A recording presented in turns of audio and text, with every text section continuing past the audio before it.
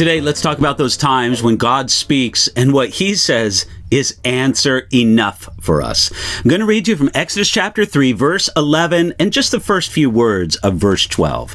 This is what we read. But Moses said to God, "Who am I that I should go to Pharaoh and that I should bring the children of Israel out of Egypt?"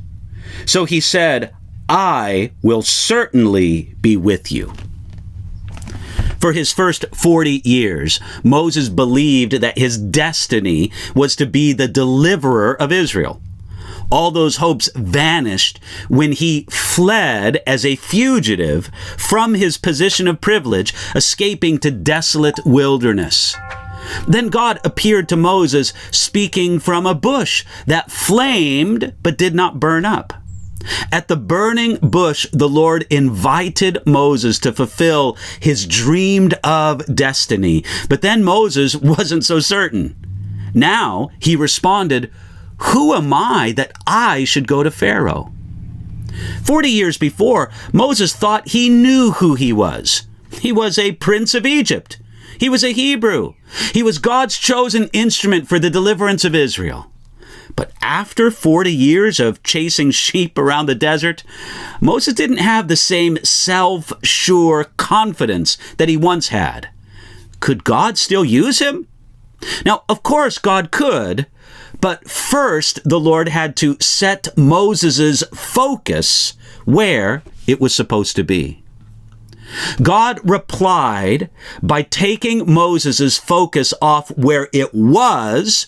Moses' focus was on himself, and he put Moses' focus on to where it should have been, on God himself. God never responded to Moses' question, "Who am I?" Instead, he reminded Moses, "I will certainly be with you." This was a great opportunity to deal with what some might call Moses' self-esteem problem. But God ignored the solutions that people usually run to regarding the problem of self-esteem. Moses didn't really have a self-esteem problem when he asked, "Who am I?" Moses only had a self-esteem problem when he was too confident in his own ability to deliver Israel 40 years before. You see, who am I wasn't really the right question. The right question was, who is God?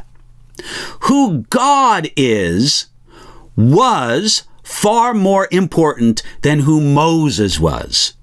When we know the God who is with us, then we can step forth confidently to do his will. Daniel chapter 11, verse 32 says, "The people who know their God shall be strong and carry out great exploits." Knowing Moses better wasn't the key thing for Moses to gain. Knowing God better was the key. It's also the key for each one of us. Hey, today is a day when you can grow in your knowledge of who God is and see that applied wonderfully, practically in your life. That can happen for you today.